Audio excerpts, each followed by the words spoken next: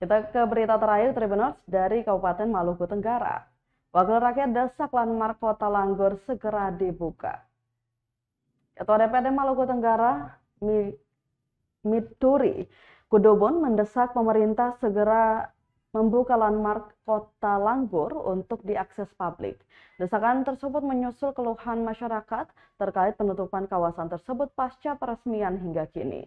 Selanjutnya sudah pasti akan ditelusuri apa penyebabnya hingga ikon Kota Langgur tersebut masih belum dibuka untuk umum. Menyoal gangguan Kamtipmas yang menjadi di alih putar Malra karena kerap terjadi di wilayah tersebut. Kudubun tegas mengatakan warga Ohijang berharap sangat landmark dibuka. Jika ada kekurangan di sana, mari dibicarakan baik-baik. Masyarakat dan legislatif pun perlu tahu ada permasalahan apa yang sebenarnya terjadi di sana.